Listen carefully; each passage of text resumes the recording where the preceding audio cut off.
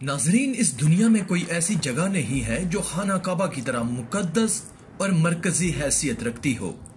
करोड़ों मुसलमान इस मकाम को अपना किबला तस्लीम करते हुए इसकी जानब रुख करके 5 वक्त की नमाज अदा करते हैं। आज हम खाना काबा के मुतल्लिक चंद ऐसे हकाइक पेश करेंगे जिनसे बहुत कम लोग वाकिफ हैं। जो भी अल्लाह और उसके नबी हजरत मोहम्मद सल्लल्लाहु अलैहि वसल्लम से मोहब्बत करता है वो इस वीडियो को पूरा देखे। इंशाअल्लाह बहुत कुछ नया जानने को मिलेगा। तो चलिए शुरू करते हैं आज की ये वीडियो। सब्सक्राइब करें अल्लाह की कुदरत चैनल को और प्रेस करें बेल आइकन को लेटेस्ट वीडियोस सबसे पहले देखने के लिए। नाजरीन, खाना काबा कई मर्तबा तामीर हो चुका है। खाना काबा जिस तरह आज हमें नजर आता है ये वैसा नहीं है जो हजरत इब्राहिम अलैहिस्सलाम और हजरत इस्माइल अलैहिस्सलाम के दौर में तामीर हुआ था। वक्त के साथ पेश आने वाली कुदरती आफात और हादसात की वजह से इसको दोबारा तामीर करने की जरूरत पड़ती रही है। बेशक हम सब जानते हैं कि खाना काबा की दोबारा तामीर का एक बड़ा हिस्सा नबी करीम सल्लल्लाहु अलैहि वसल्लम की जिंदगी में नबूवत मिलने से कबल मुमकिन हो चुका था। ये वो वक्त था जब नबी करीम सल्लल्लाहु अलैहि वसल्लम ने एक बड़ी खूनरेजी को अपनी दूर अंदेशी से रोका था। एक बड़े कपड़े में हजरे अस्वद को रखकर हर कबीले के सरदार से उठवाया था। इसके बाद आने वाले वक्त में कई मर्तबा खाना काबा की तामीर होती रही है। आखिर में खाना काबा की तफसील से आराइश 1996 में हुई थी, जिसके नतीजे में बहुत सारे पत्थरों को हटा दिया गया था और बुनियाद को मजबूत करके नई छत डाली गई थी। यह अब तक की आखिरी बड़ी तामीर है और अब खाना काबा की इमारत को पहले से कहीं ज्यादा मजबूत तस्वर किया जाता है। इसके 2 दरवाजे और एक खिड़की हुआ करती थी। दोबारा तामीर किए जाने से कबल खाना काबा का एक दरवाजा अंदर दाखिल होने के लिए और एक बाहर जाने के लिए इस्तेमाल होता था। एक जमाने तक खाना काबा में एक खिड़की हुआ करती थी। खाना काबा की जो शक्ल आज मौजूद है उसमें सिर्फ दरवाजा है, खिड़की नहीं। हम लोगों ने खाना काबा को हमेशा काले रंग की कसवा और सोने के धागों में देखने की ऐसी आदत हो चुकी है कि हम इसको किसी और रंग में तस्वर भी नहीं कर सकते। यह रवायत अब्बासिद यानी जिनके घर का रंग काला था उनके दौर से चली आ रही है, और लेकिन इससे कबल खाना काबा मुख्तलिफ रंग के गुलाफ से ढका रहता था। इन रंगों में हरा, लाल और सफेद रंग शामिल हैं। खाना काबा की चाबियां एक खानदान की तहवील में हैं।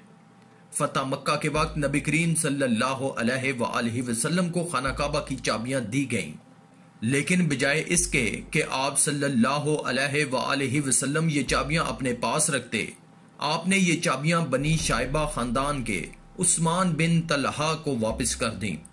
उस वक्त से आज तक वो इन चाबियों के रवायती रखवाल हैं और नबी करीम सल्लल्लाहु अलैहि वसल्लम के नादिर अल्फाज की रोशनी में ये चाबियां हमेशा उनके पास ही महफूज रहेंगी।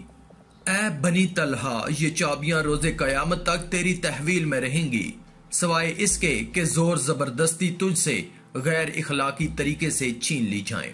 नाजरीन, पहले खाना काबा हफ्ता में 2 मरतबा आवाम के लिए खुला होता था और कोई भी खाना काबा के अंदर दाखिल होकर इबादत कर सकता था, लेकिन मौजूदा जमाने में ज़ायरीन की तादाद ज्यादा होने और दूसरी वजूहात की बिना पर खाना काबा को अब साल में सिर्फ 2 मरतबा खोला जाता है और इसमें आला शख्सियात और खास मेहमान ही सिर्फ दाखिल हो सकते हैं।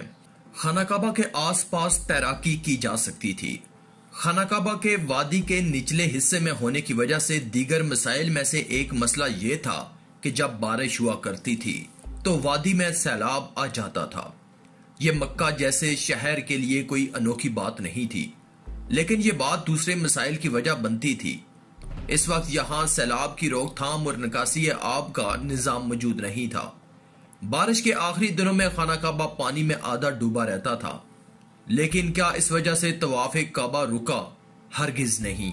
मुसलमानों ने काबा के इर्द गिर्द तैराकी करके तवाफ शुरू कर दिया। खाना काबा के बिल्कुल ऊपर जन्नत में एक और खाना काबा मौजूद है। इसका जिक्र कुरान पाक में भी आया है और नबी पाक सल्लल्लाहु अलैहि वसल्लम ने भी इस बात की निशानदेही की है।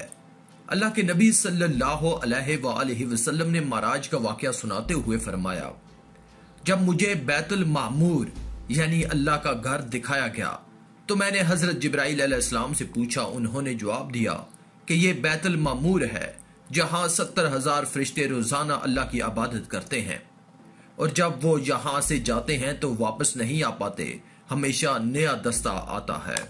کیا آپ نے کبھی اس بات پر غور کیا ہے کہ حجر اسود چاندی کے سانچے میں کیوں گھرا رہتا ہے؟ کچھ ساحرین کے مطابق حجر اسود بحرین سے تعلق رکھنے والے اسماعیلی گروپ ککماٹینز کے ہاتھوں ٹوٹ گیا تھا. ان لوگوں کا یہ خیال تھا کہ حج مبارک ایک توہین پرستی کا عمل ہے. اپنی بات کو سچ ثابت کرنے کے لیے ان لوگوں نے 10,000 حجاج کو مار کر اس کی باقیات کو آب زمزم کے کنووں میں پھینک دیا تھا. یہ غیر انسانی عمل کافی نہیں ہے. یہ شیطان حجر اسود کو عرب کے مشرق میں لے گئے اور پھر عراق کے شہر کوفہ لے گئے، جہاں اس کے عوض تاوان وصول کیا جب ان کو مجبور کیا گیا. جب اسے واپس کیا گیا تو یہ ٹکڑوں میں تھا، اور اس کو یکجان کرنے کا صرف ایک طریقہ سمجھ آیا تھا کہ اس کو چاندی کے سانچے میں رکھا جائے. کچھ تاریخ دانوں کے مطابق اس مقدس پتھر کے کچھ حصے آج بھی کہیں گم ہیں.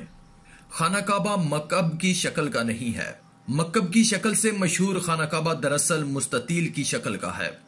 خانہ کعبہ کبھی بھی مکعب کی شکل کا نہیں تھا.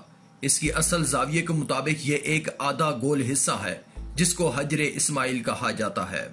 نبی کریم صلی اللہ علیہ وآلہ وسلم کو نبوت ملنے سے پہلے جب خانہ کعبہ کی دوبارہ تعمیر ہوئی تھی تب قریش نے اس بات کی حامی بھری تھی کہ وہ حلال کمائی سے ہی اس کی تعمیر مکمل کریں گے.